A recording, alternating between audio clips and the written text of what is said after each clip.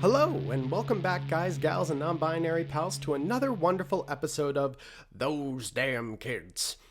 I am your GM, Tyson Fraleigh, and I am happy to welcome the man of mayhem himself, Adam Honigman. Quirky introduction. I'm not going to say what it is, I'm just filling in the blanks, and you can fill in your own quirky introduction in there. The damsel in no distress, Gracyn Roach. Hey, glad to be here. Missing Montreal, but yeah, not enough to come back. The Marquis himself, Alex Cruz. Hello, folks. Welcome back. Glad to hear you. Well, I'm not hearing you, but you're hearing me. Glad to have you hearing me. That's what I'm going with. And last but certainly not least, the Oink Mistress herself, Liz Nyveen. What the fuck kind of introduction was that? Oh my god. Thanks, yeah. Great to be here, folks. Boy. Well, without further ado, let's jump right into the action by starting off with a brief recap. Last time on Those Damn Kids, the crew was invited to a birthday party. Upon arrival, they all met, were introduced because of a vengeful cake rat by the name of Rudy that is owned by Kit. We were introduced to all four different characters, Jennifer, Kit, Baxter, and Olivier, as the four of them decided to head off to chase after the cake rat, along with the assistance of one of Jennifer's friends, Jess. While out in the forest looking for Rudy, they discovered a strange swath of cloth that had been scratched and left behind. They continued forward, discovering a large house in the middle of the forest. This was owned by a friend of Kit's, Wendell Fitzgerald, the custodian of Kate Feldstein Secondary School. The crew then heard some sort of cry or sound into the forest, where they eventually discovered a scientist-looking individual grappling with Wendell, who then threw him through what looked to be some sort of hole in the universe itself. They attempted to save Wendell before they themselves were shot with tranq guns and dragged inside of their assailants, including Carol Williams, Jennifer's mother. However, as they arrived inside, they found themselves inside of this very strange alien place, but Carol Williams dragged over Jennifer to a nearby phone, called home, and discovered a different Jennifer to answer the phone. After this brief revelation, a red-headed scientist informed Carol that Jennifer and the kids weren't real at all. And that is where we left off. So, we are going to start off this episode by returning to some old, familiar homes. To begin, we find a small, quaint house located right at the border point of Golden Acre and of Washington Quarter, which point, Baxter, as you're kind of beginning to get yourself out of bed for your first day of sophomore year, you hear at the door just this banging. As you hear from the other side, your mother, Delilah, she's like, "Sweetheart, come on. We gotta get you out of bed, sweetie. Come on. We're running late." No. I'm running on time. You're the one who hasn't adapted to my schedule. Oh, always so interesting with your points, Baxter. Okay, just get out here. You got 10 minutes. And don't forget to eat your breakfast. I've got it on the table for you. Your mother works hard. She always tries to coax me out with the waffles. Throw off the blanket a little bit. Pick up a shirt off the ground. Give it the smell check. It's presentable. Throw it on. It's got a nice little skull in it. Maybe a few holes that look like maybe there was a blade taken to them to try and make them look weather worn. But it's pretty apparent. Maybe they're bought new at the local TJ Maxx. And Baxter rolls out of bed and heads downstairs, grabbing his bag along the way that doesn't really have any discernible academic material in it. Some loose papers, maybe a textbook that is kind of non-specific to in class. It's just a textbook to have on hand. You open the door. As you're heading down the steps, you can immediately hear from the dining room, Look, I'll give him a ride, all right? I'll give him a ride. It's fine. It's good you're looking after your brother, but come on, guys. We got to work together if we're going to work together on this, you know? So, look, you take him to school. It's like, I already know Henry. I already know. It's like, okay. All right. As you can see your dad kind of at the bottom of the steps. Henry, you can see he's walking around, like he's standing up, was it cane in hand, kind of leaning off to one side. You can see that your mom is, at the, essentially the kitchenette, seems to be whipping something up as she just kind of looks back to your dad, where you can see sitting at the dinner table is your older brother Riley. But you can see your dad as he seems to be a little bit more dressed up than usual. He is definitely wearing his work clothes, but this is also the first day that he's heading back to the plant. He kind of looks over towards you, hey, Baxy. How's it going? Hey, Pops. How'd you sleep? Would have been better if I didn't have someone screeching in my ear. Look, this is just the volume that I talk. So, alright, I'm here. Great. We're in such a big rush now. Riley just kind of looks up towards you, kind of points over, and you can see that there's what appear to be 2 eggs and a few strips of bacon. But you see as your dad and your mom kind of turn away for a second, you just see Riley just kind of, eggs are shit, and just tosses you a few bits of extra pieces of bacon as your dad just says, okay, everybody, so, hey, it's going to be big day for everybody, you know. First day of New Year at high school, you know. Things are shaping up. This is what we like to see. This is the mindset. You boys gotta remember to keep the eyes looking forward. Isn't that what I always tell you? To keep yourselves looking forward. It's always about the next step. So, all right, and you can just see your father is panicking from clearly just like some sort of strange hyper action, whether it be like the coffee or the fact that he's going back to work, as your mother's just like, Henry, sweetie, just calm down, just go to the car, I'll take care of the rest of it. Have a wonderful day, honey. All right, so you two keep out of trouble, and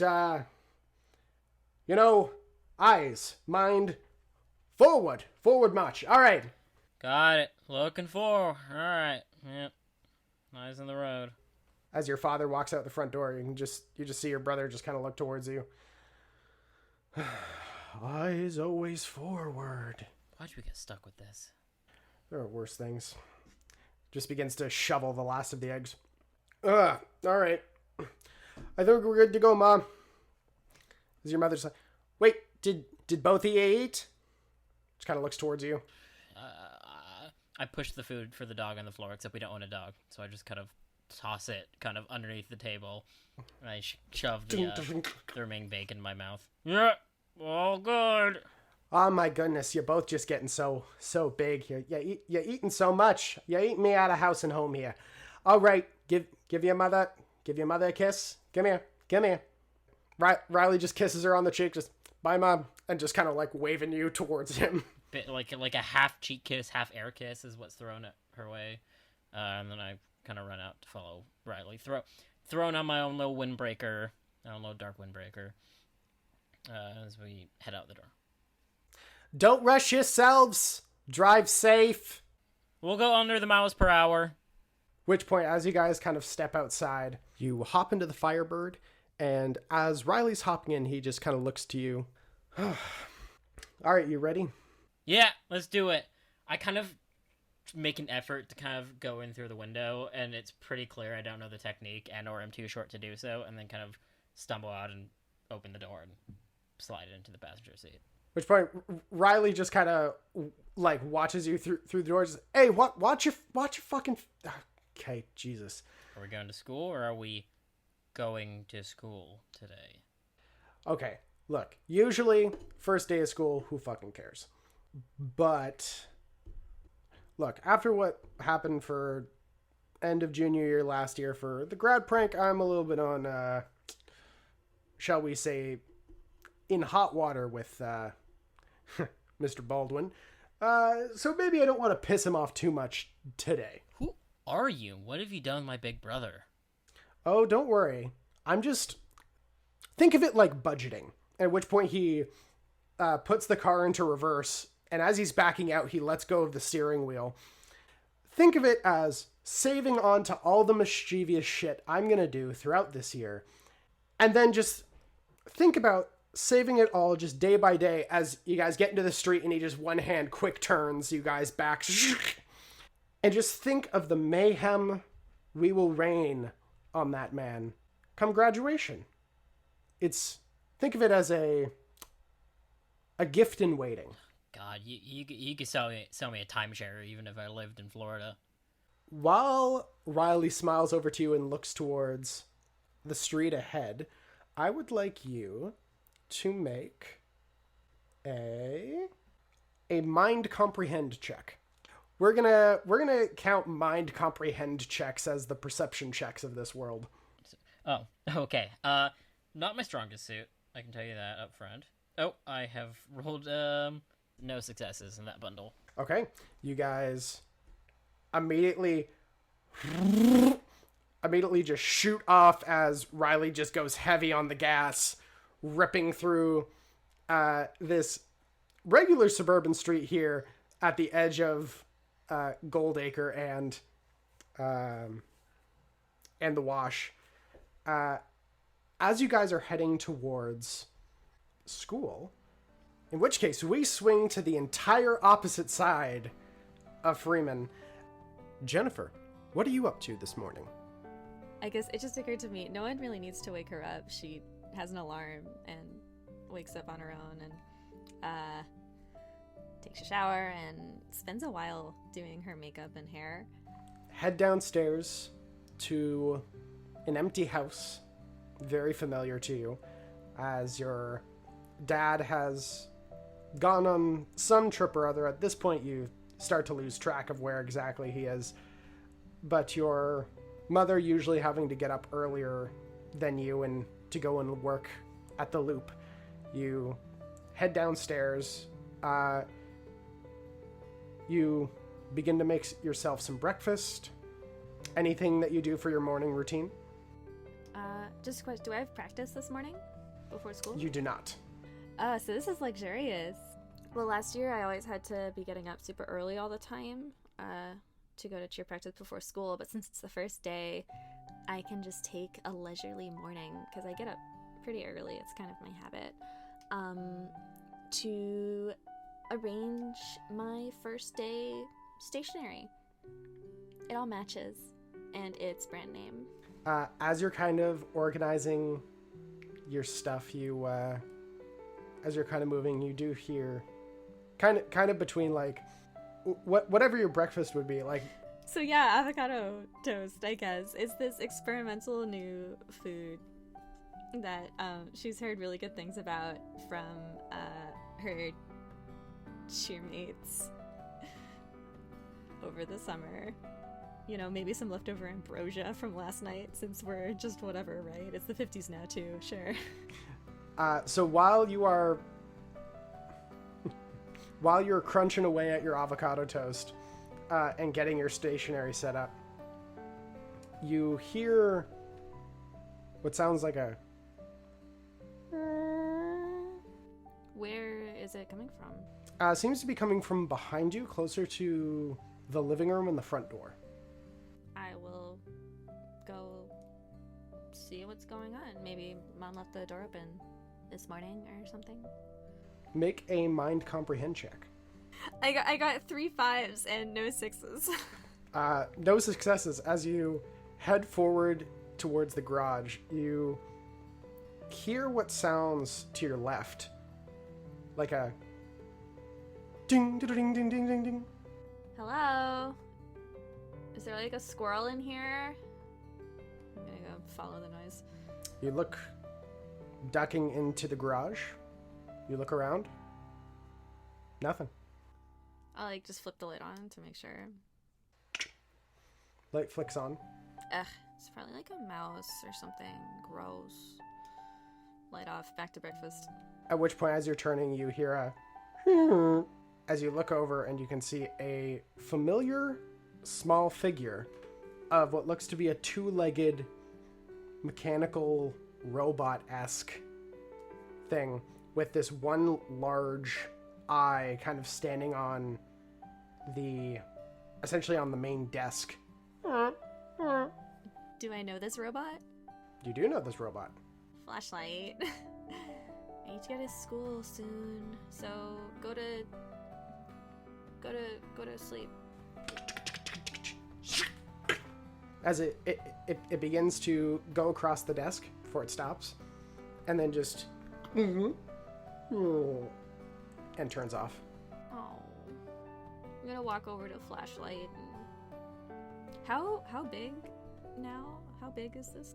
Flashlight is about probably the size of maybe like the two of your fists. It's probably like 2 fists tall, 2 fists wide, so like maybe 3/4 of a foot. Oh, that's so small. That's adorable. How does Mom feel about Flashlight being out of the garage? Based on what you've seen, you've seen your mother like occasionally call Flashlight like to her, but for the most part, Flashlight is just a flashlight. At least to her opinion. It's a robot, but it's more just like a fancy tool. Flashlight, come here. It kind of stands up. I'm gonna like hold up my hands. It leaps into your hands before leaping up on your shoulder as it gently clamps down, kind of holding itself in place. I'm gonna keep Flashlight with me like some Valley Girl parrot as I go back to my breakfast, and I'll let Flashlight hang out until I have to leave, and then send it back to the garage to charge or whatever. Okay. You head back to organizing your stationery. As you sit down and go back to eating your toast and working on the stationery, you see the light turns on. Good Flashlight. And at which point you finish up your organization, eat your breakfast, return Flashlight back to the garage, and head off to school. On my bicycle. Sophomore year, woo! As we break away from the bicycle, as we see Jennifer pedaling down the street, as we kind of look up, kind of like a rising shot from the neighborhood into the sky, we instead tilt backwards up to the blue sky, and suddenly, darkness. Void. As Kit, your bed feels bigger than you're used to. Your covers feel itchy, scratchy, and it's pretty dark. You take a look around your room, and there's only like very faint light shining, coming from both outside your window, kind of illuminating your room slightly, but also from the underside of your door. I want to look at the clock and see what time it is. You look at the clock, and it appears to be about 3 o'clock in the morning. 3 in the morning, and the light's on? Oh, yeah. But it's a flickering light. It's very strange.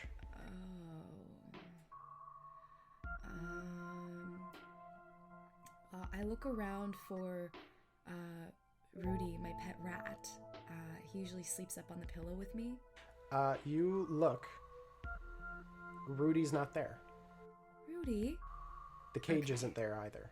The shelves, the pictures on the wall, crayon. Your room definitely, but the bed is smaller. I know I get out of the bed, and I make my way towards the door, and I'm going to open the door to my bedroom.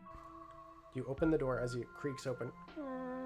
As you look downstairs, kind of at the top of the stairs, you can see, as it hooks to the right, you can hear 2 voices You travel down the steps to kind of this hidden outcropping before it looks into the living room and dining room. As you kind of look out, you can see two forms. The one on the right is amorphous, but there's a warmth. Blankets.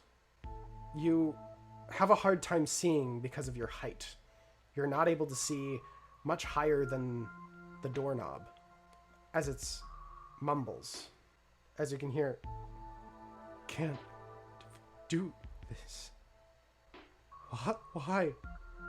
As the second figure stands encased in shadow, soft orange and blue light, almost like will-o'-the-wisps enshrouding, glimpses of skin coat, a hidden face under a hat. Sorry, Maggie. It's nothing personal. Before looking into your direction. Good night, kitty cat. Dad, don't go. Before darkness swallows him. Before you wake up. By the way, Kit, what does your bedroom look like? She's got a tiny little room. It seems to be covered just in whatever books she could find. Many of them likely from the library. Many of them likely have been here longer than they've been at the library. And her room's, it's not terrible. It's definitely messy. And of course in her room we have some sprinkled, what seems to be, rat toys. And as you wake up, you feel the world around you familiar once again. You see the books, you see the bookshelves, you see the familiar bed dressings. But one thing is missing. Rudy. He isn't in the bed beside you. Okay. This happens sometimes if he gets hungry, so I'm just gonna sort of stumble out of bed, rubbing my eyes a little bit, my eyes are half open, and I'm looking around for him. Rudy.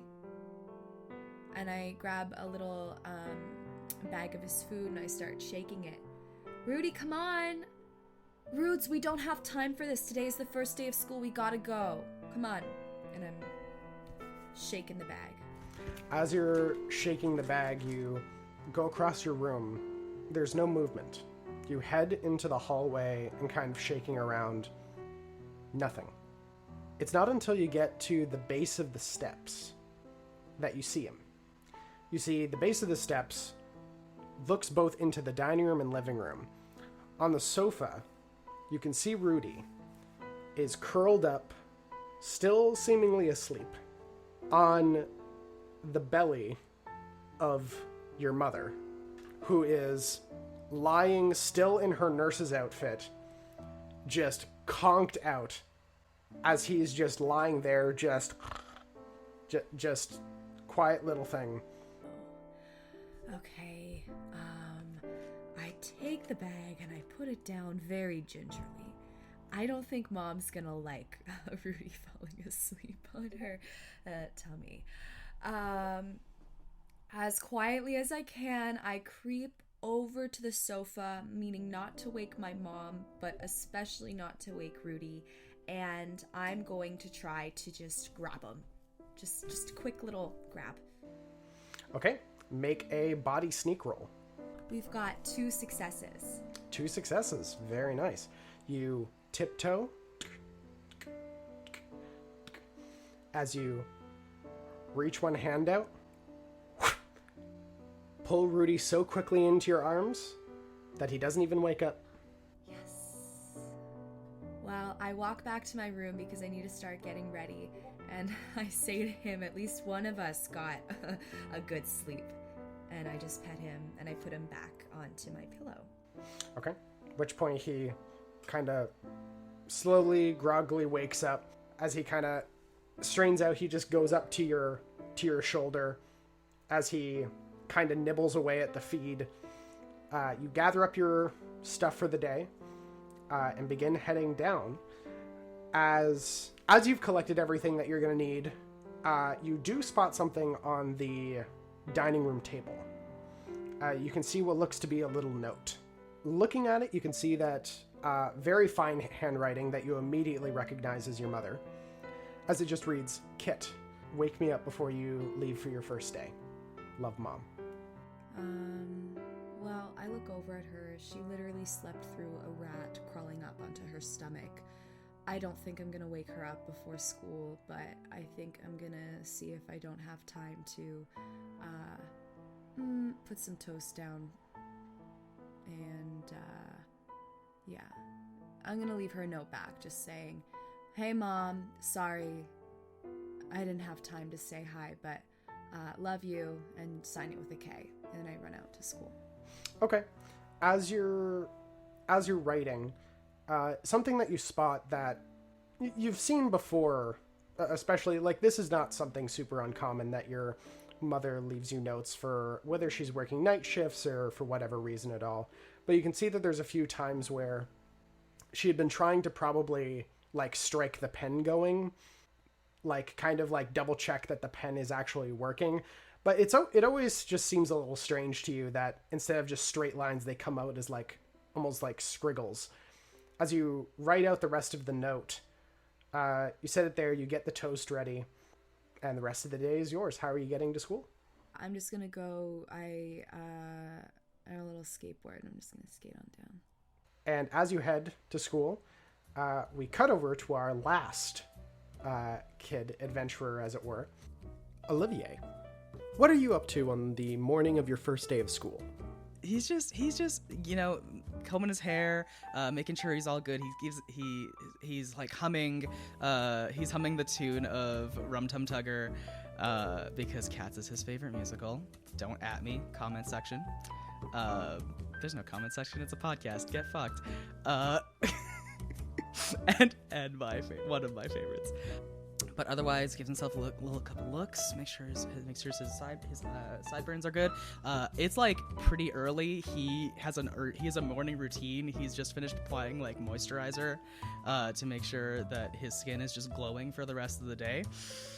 And I think he does some like affirmations before affirmations were actually a thing. He kind of goes like, "Okay, you are worthwhile. You are incredible. You can be anything you want to be. You're gonna knock it out of the park today. Yeah. Yeah. Yeah. Yeah!" Just kind of like hypes himself up. Okay, at which point, as you're kind of hyping yourself up and getting ready, you hear a ding, ding, ding, ding. "Honey, are you okay?" Yeah. Yeah. Yes. Yeah, Mom. I'm fine. I'm good. I'm already dressed and ready to go. He's wearing like, I guess I'll go with my like outfit today. He's wearing like a t-shirt with suspenders and some chinos, only primary colors. Only primary colors today. And just opens the door. Ta-da! As you can see, your mother just kind of standing there. She's just essentially wearing her business getup. As your mom, Barbara, seems to be wearing like a pencil skirt, like a blue blazer, hair kind of done up in like a bun pony, like a bun in the back of her head, as she's just standing there just like, "So are you ready for your first day, sweetie?" I mean, I hope so. What do you think? Is this too much? "Oh, no. Of course you look darling, honey." Okay, I was like, primary colors, for primary first day of school. It's thematic, right? Like, people get that, right? Possibly. I'm not one to ask about that sort of thing. I'm afraid I don't know. but you look darling. You look wonderful, honey.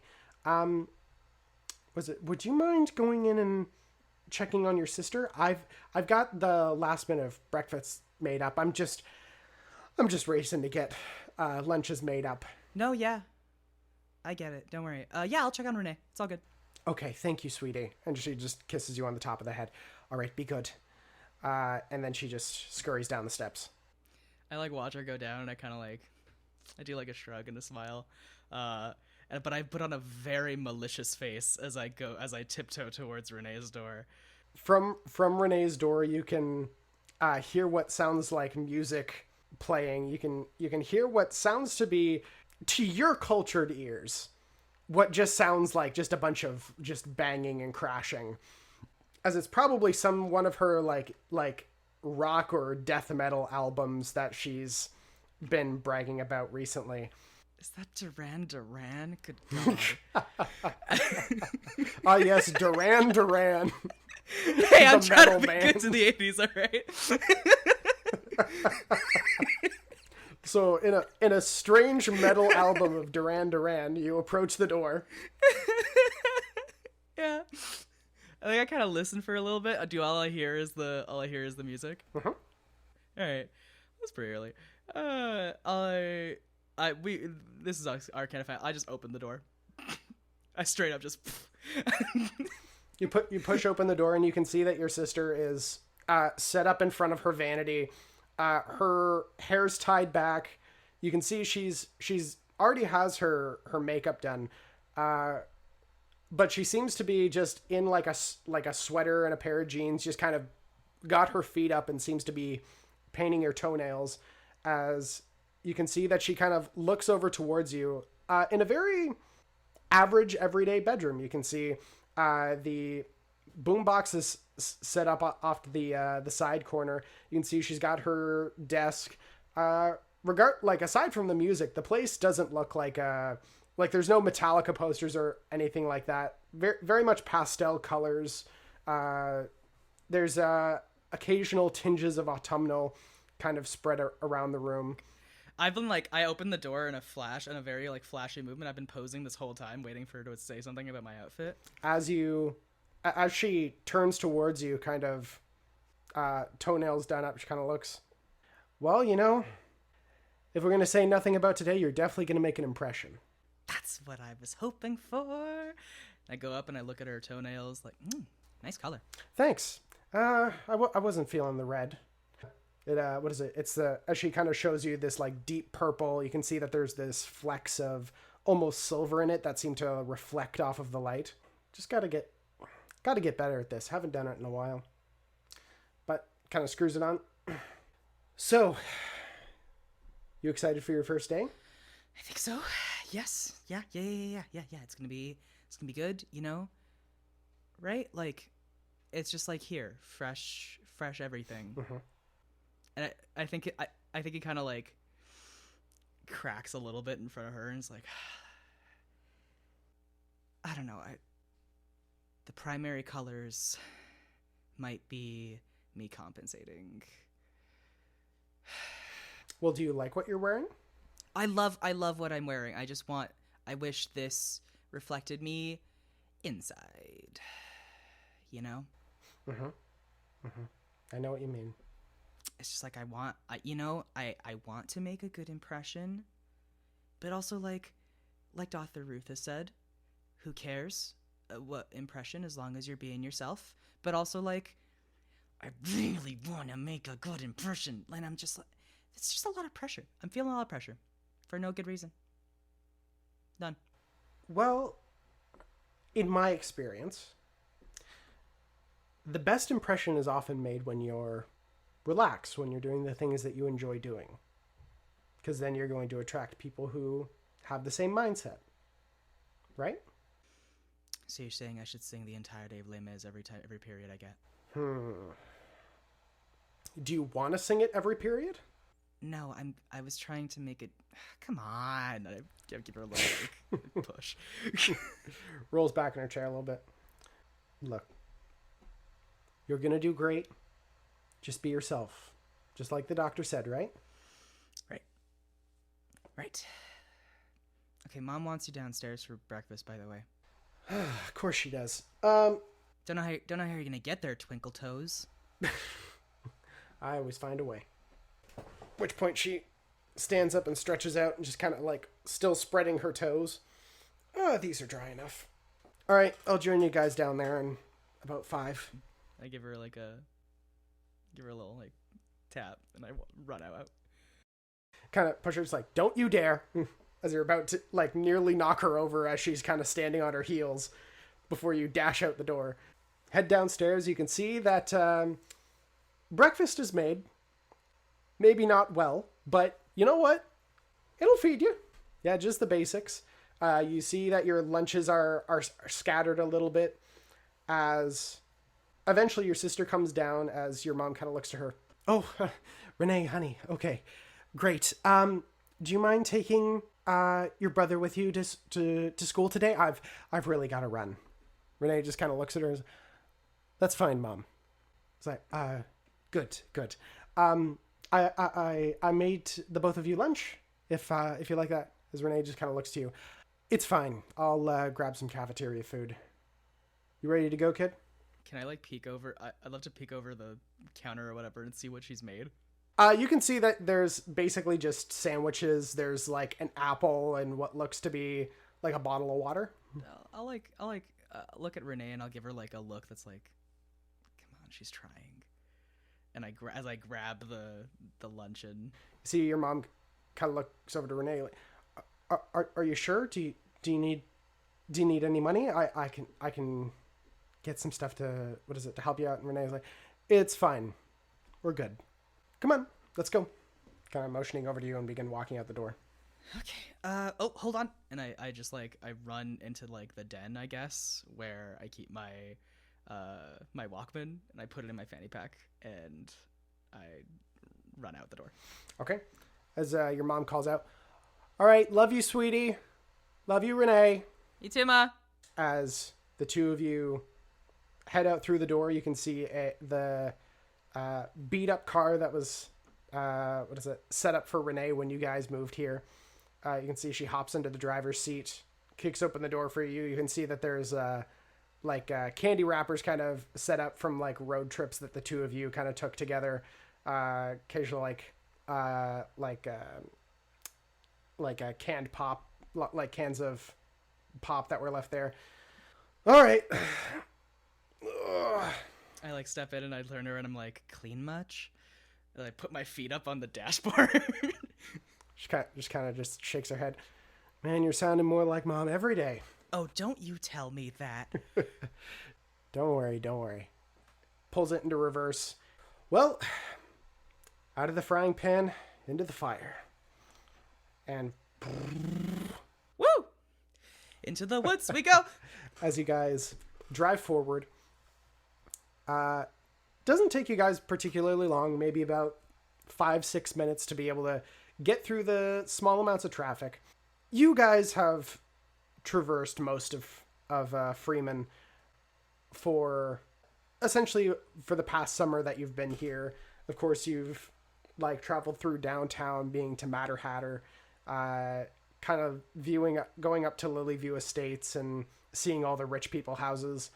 But it's a very quaint section, Goldacre, as you're kind of traveling across. Very everyday, like, and there's a certain level of calmness that always seems to kind of get to you, as like to a certain extent, as you're looking at all of these houses and the people who come to like cut the grass and like get ready for their day. There's like a certain level of routine.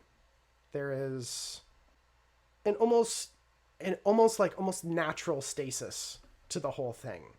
And it can be just very calming to just kind of like let your window down, let the music from the radio play, the wind in your face that you come across Kate Feldstein Secondary School. As you look at it, you can see that it's a 2-story complex. You can see that there is a large parking lot kind of set off to the side. And you can see what looks to be just a whole swarm of kids getting in through the front door, the various entrances and exits. You can see that there's a large football field out in the back. You can see that there are what looks to be various different, like almost like satellites kind of set up on various parts of the exterior. However, as you are approaching, I would like you... Let's make this a mind empathize check. We will keep this consistent as managing your anxiety. 1 success. 1 success. Okay. You as you're approaching, you can feel your heart beginning to beat faster, faster still, as there's a bunch of thoughts kind of going through your head. Is anyone going to recognize you? Are people going to stop you in the middle of the hallway? Are people going to start poking at things that they shouldn't? As you once again go back to your affirmations, you kind of just focus and you calm your breathing as Renee parks her car, sets it up. All right, we're here. Ready? Olivier's got like both hand, like his hand on the side of the thing, like grip, like didn't even realize subconsciously he was gripping it, like white knuckled, and then kind of like looks at Renee and the show must go on. Which point she, as she sees your hand kind of gripping, she just like very gently places a hand on your shoulder and just says, "Remember, once more into the breach, dear friends." I think that's how that line goes, right? You got it. All right. Let's do it. I'll see you at lunch. Yeah, of course. Which point she pushes open the door as you guys are welcomed into the madness of first day. As you all arrive at Kate Feldstein Secondary, you pass through the front doors.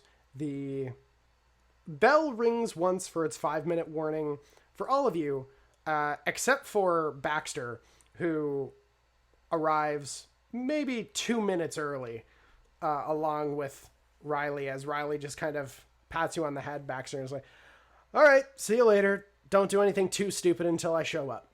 And then just begins to walk off towards a class.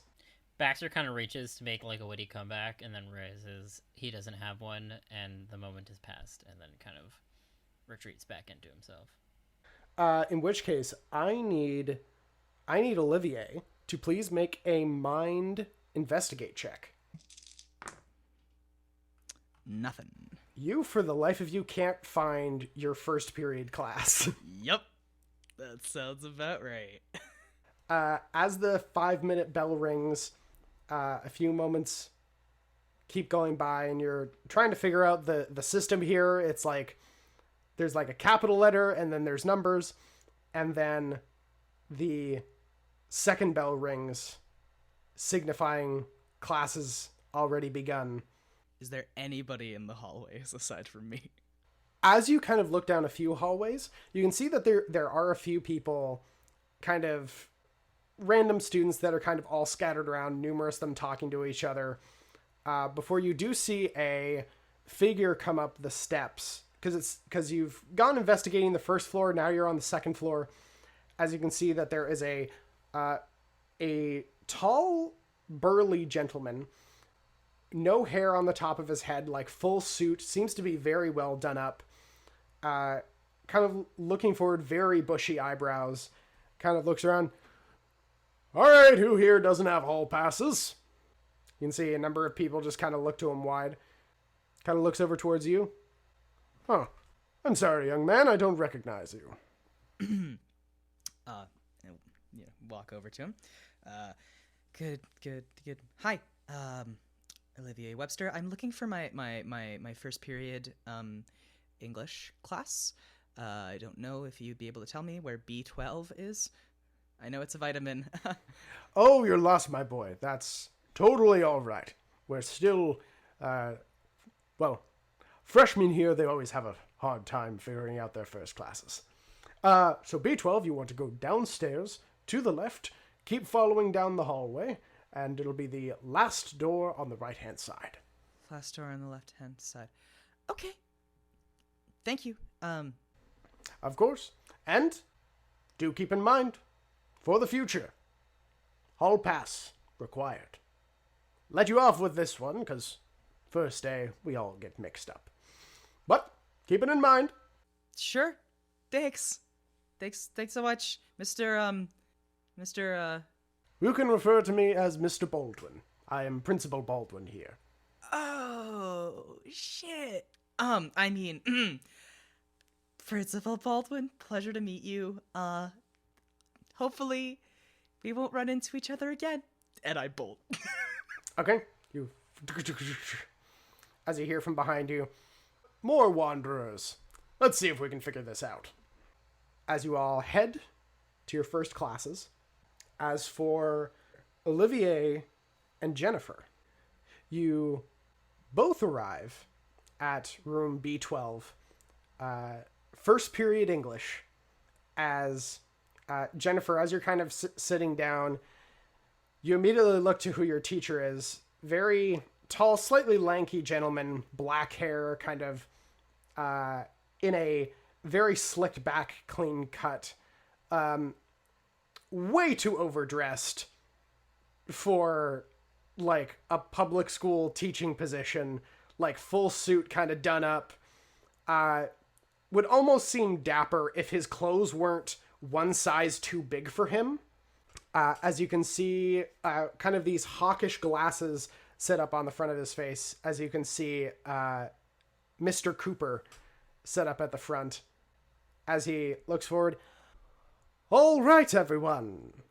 A pleasure to have you all here. I personally myself am Mr. David Cooper. Mr. Cooper shall do fine. All of you, I suppose, have done the summer reading? Yes? I'm taking your silence as a yes. But before we get to our first analysis and breakdown, we do want to establish up front our attendance. Please let it be known that I enforce a strict attendance, for that is the only way of learning. I pride myself on a proper teaching environment and a proper learning environment.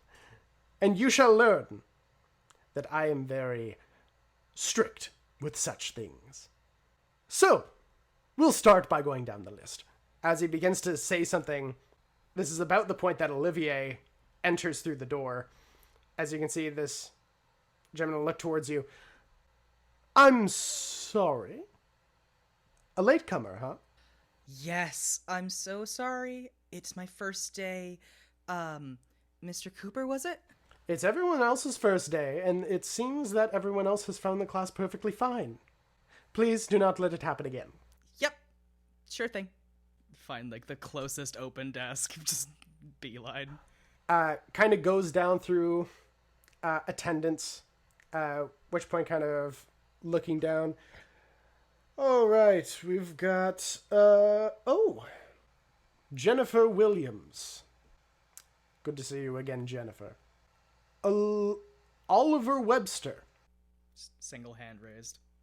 Ah. Yes, you. All right.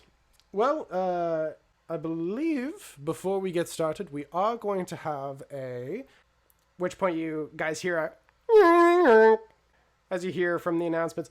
Oh, hey, everybody. Hey, welcome to the first day at Kate Feldstein Secondary School. Woo! We're happy to welcome freshmen to their first day here, and all of you familiar folks, welcome back.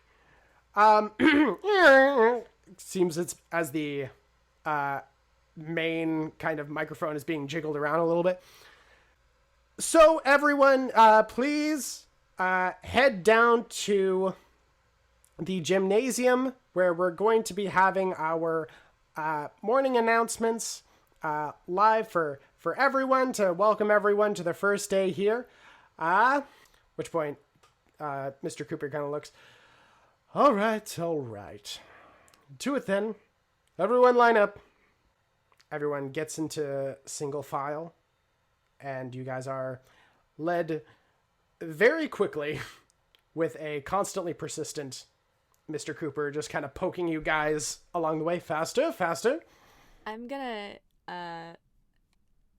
not hurry as much as possible, just to annoy him a little. He doesn't say anything, because what the hell is a teacher gonna say that you're not moving fast enough?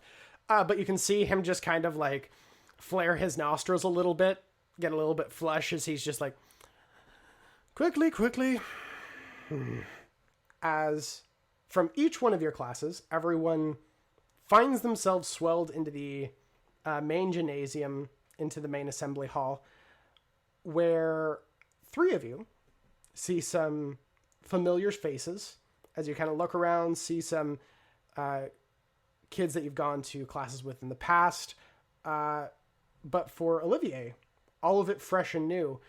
You can see that on the main stage, there looks to be one familiar face, as you see the bald-headed gentleman, Principal Baldwin, standing at a podium with a small microphone. Beside him, you can see what looks to be a relatively small woman, what looks to be like a pink pantsuit, with a white shirt underneath, this black hair, kind of look up towards him, kind of whispering and like offering him papers.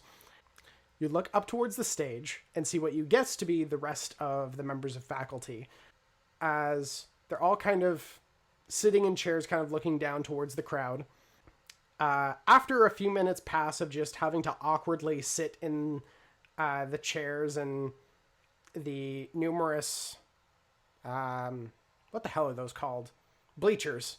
The having to sit in the rollout bleachers.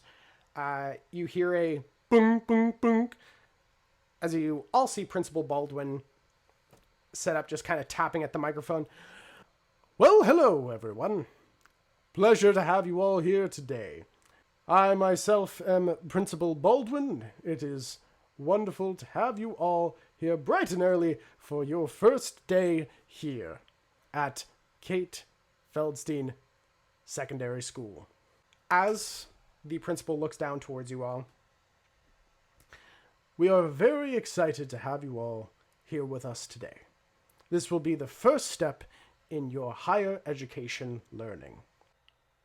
We would first like to introduce some basic rules and other things to keep in mind as he goes through the basics. Don't run in the hallway, don't have any individuality, you know, the usual old shit.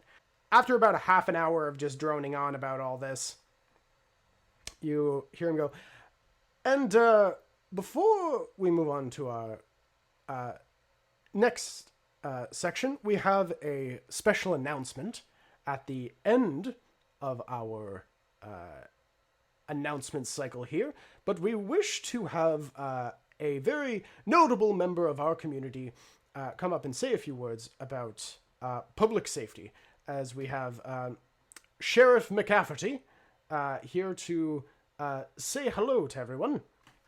Sheriff, as you can see, a relatively tall, brawn-looking dude, definitely at this point probably in his early to mid 50s, slight paunch up front, got the whole like sheriff's hat, like the metal, the beige uniform, kind of stepping forward as he leans down. He slightly towers over Principal Baldwin as he kind of has to lean down.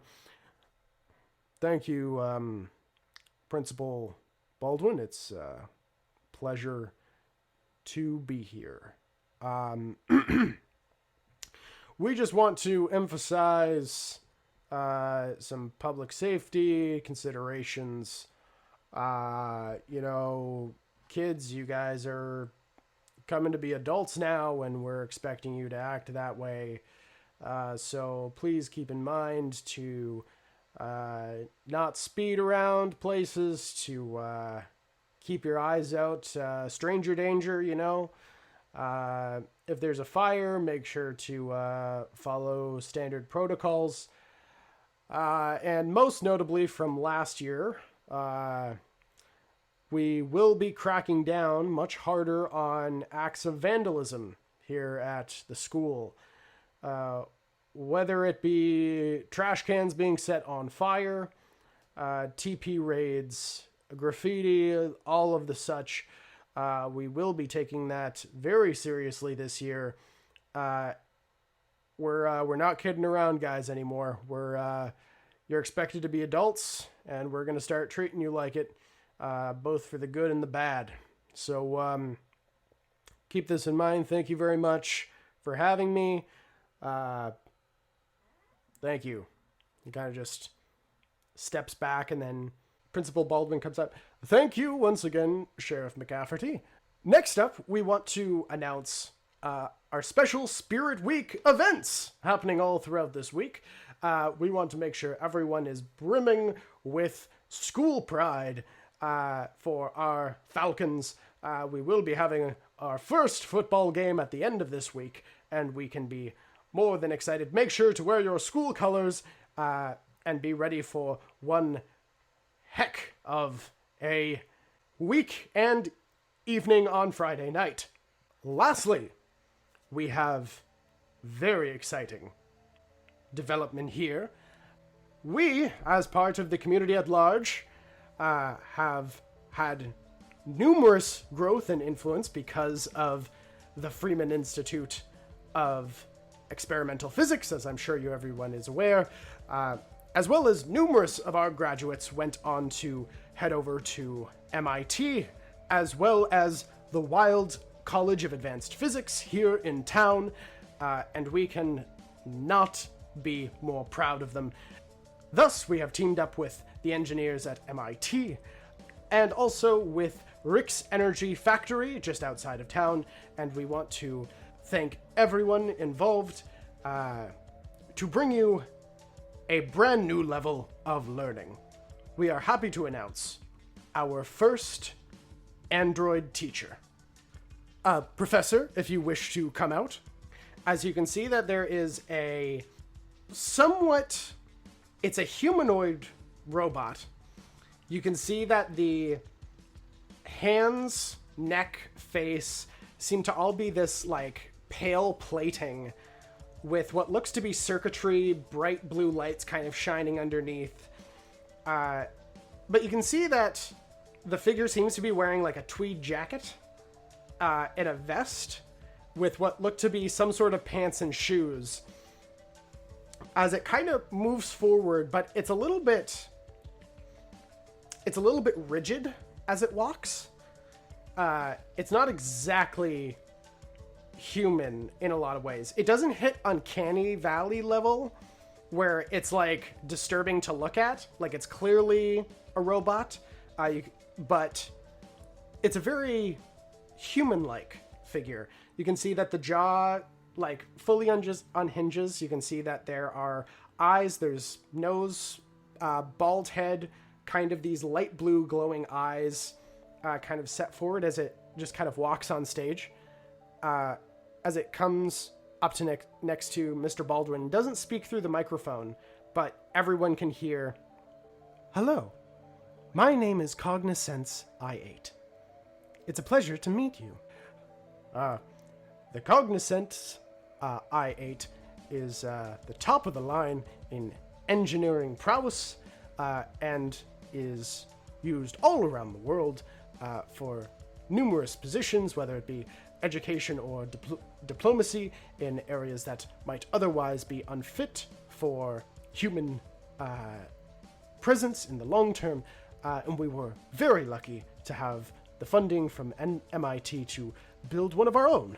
If you would like to speak to the professor, he will be instructing this year's biology program and studies, and we are very happy to welcome him to the faculty." Baxter, in kind of a moment of nervous inspiration, kind of slinks into his chair a little bit, and cups his mouth and says, "You two look like twins!" As the crowd just kind of begins to snicker a little bit, as Principal Baldwin immediately turns towards you, Baxter. You see the Cognizance I8 just kind of turns in your direction. "I'm sorry, I don't understand. I do not look like anything like Mr. Baldwin." I've thrown my hand up into... I forgot we were a podcast.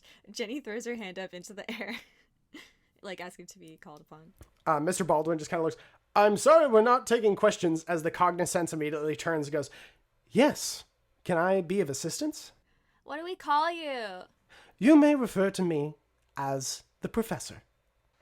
As Mr. Baldwin just kind of turns, "All right, everyone, thank you very much. We will be concluding today's speech activities. Please return back to your classes to begin study in full. Which point the bell rings, and you are all sent off into your various directions.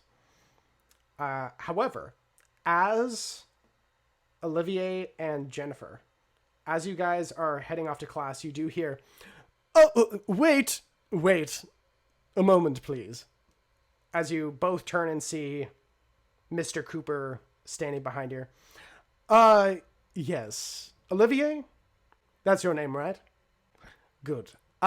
Jennifer, I have received notice from, the office that you are to be, Mr. Webster's, student guardian for the day. Oh. Don't know if we need that's necessary. She has numerous classes with you. She will give you the rundown of what it's like to be a student here at Kate Feldstein, and be able to show you to your classes and other sorts of the like. Kind of like a babysitter. Anything else, Mr. Cooper? That's it. Thank you so much. Have a great day. Walk away. You as well, Miss Williams. You as well. Okay, loser, come on. That guy's like a tool, right? Oh my god. Yeah, he's the worst. Jeez. My gosh. I'm you don't have to call me the whole name, by the way. Olivier is fine. Okay, Olivier. What is that, French? Yeah. Why? I don't know. Okay. Oh, what's our next class? You find your agenda as the two of you are heading off to history with Mrs. Vega. As we cut away from you two, heading off towards your class, as we, with the ring of the bell, arrive in a classroom with both Baxter and Kit. As the two of you sit, you kind of look to your schedule and see that you are both in second period biology, from which you guys immediately encounter, as the final bell rings, the humanoid form of the professor enters, slightly jarring, kind of following behind the last student, as the figure kind of gets behind the desk and just turns to you all. Thank you all very much for coming on time and in full attendance. I shall now be going through name by name to ensure everyone is here. Which point kind of pulls out an opening folder, begins running down names. Irene Henderson. Here. Jared Langford. Here. Which point kind of looks down the list and you can see he stops. Kathleen Kerrington. Here. It's Kit, though. If you don't mind. Kit. You can see he just stares at you. Kit. Or Kathleen could also work, too. There's just this moment of silence. Your name is Kathleen, but you would prefer Kit. Would you like to authorize this change? Yeah. I look around kind of at my classmates and I say, I authorize this change. Wonderful. You shall now be referred from me as Kit. And then just continues going down the list. Everyone else just kind of being like, sure, just kind of very quickly. Running to the very end. Wonderful. Thank you all so much. Before closing the book. We shall be beginning our itinerary today with cellular biology. We shall begin with these following basic breakdowns. Just the most monotone shit the entire way through. Baxter kind of leans over to whoever is next to him, whether it's Kit or otherwise. He goes, hey, watch this. And he pulls out a straw he's been fiddling with that he swiped from the cafeteria at one point, and bundles up a little bit of paper and puts it in, prepares a spitball, and goes. Kit rolls her eyes. Very interesting. Okay. Wait, who are you aiming at? You're aiming at the professor? Robot boy. Roboprof. Please make a tinker check. I guess for a little bit of universal context, is this a supremely odd thing to see? Like, should we be flabbergasted, or are kind of automatons kind of like, you kind of go to your local deli and maybe there's one working there? Or So as far as robots that operate for some sort of like agricultural purpose or some sort of like business purpose, they're relatively normal. Like, you might occasionally see a like tilling bot that goes into the farmer's fields and begins like tilling up the earth. It is very rare to see androids. I'll say make a... Man, it's going to be so many mind comprehend checks, but this is the best one I can think of for history. Well, I have achieved no successes, so if there's anything moderately interesting, I will hear it. If there's anything more so... I mean, androids, they're kind of cool. You've never seen one before. That was about it. Cool. As most beautiful things in this world are, let's ruin it. So I'm gonna shoot some spitballs at it, or one at least. Okay. So in which case, tinker tech check. Hey, I got one success. One success. Kit, as you're looking to Baxter beside you, the straw, as the tiny little spitball just boom, impacts the professor in the back of the head. The professor does not seem to respond at all. Okay, that is kind of funny. Gonna take another swing at that one. Gonna take another spit at that. Just see what happens. No successes this time around. You're trying to breathe into the straw, but it's just getting clogged. Is anyone able to define for me what a lysosome is? Kind of turns and looking around. Anyone? Thus I shall call upon you randomly. Kit. Lysosomes contain ribosomes. Intraversal. What other functions do lysosomes perform? I kind of like look around. Nobody's really giving me any hints. Sorry, Professor. I don't know. That's all right. Perhaps... Just stops. Shakes his head. Very sorry, kitty cat. We shall, move on to the next section. I look over at Baxter, and I was like, did you hear that? Don't think he authorized that one. I punch him in the arm. Hey. As the professor just kind of looks to the board. Kitty cat. It seems I have lost my place. Which point the bell rings. We shall continue with cellular biology. Come next class. Thank you all so much for your attendance.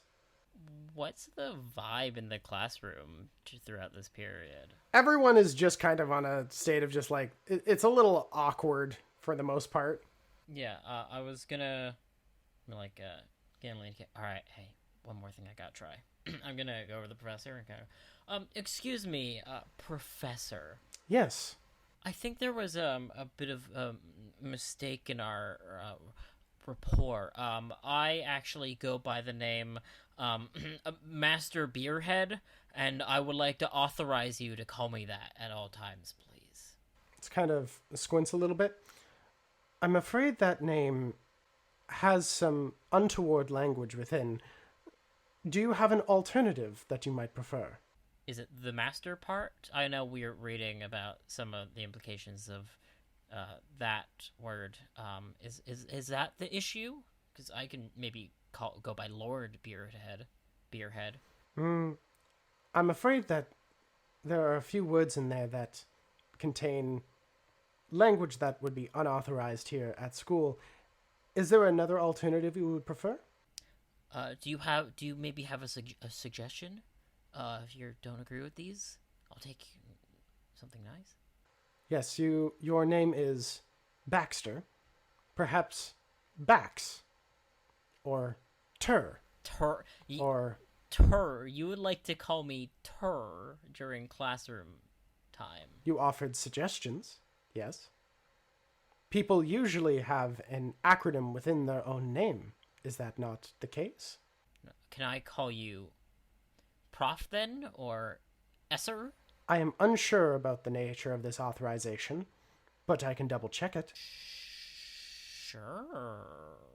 All right. I shall double check with Principal Baldwin to see if it is all right if you refer to me as Prof. Thank you, Prof. Kind of slink out of the room, kind of shoot a look back at Kid, and kind of make kind of a shocked face, like a "Can you believe that just worked?" kind of face, as the wheels begin to turn in my head of the potential mischief that can be achieved with these newfound revelations during this period of time. And that is where we're going to call it off for this part of the episode. I know, a little bit frustrating, but I promise it's going to be for the best. Part 2 of this episode will be coming out tomorrow, so make sure to keep an eye out for that. Get all of your board game news at thebagofloot.com. Get all of your board game needs from threekingsloot.com. If you like this series, make sure to check us out on YouTube, Spotify, wherever you get your podcasts. And that's about it. Thank you so much for listening, and we'll catch you next time.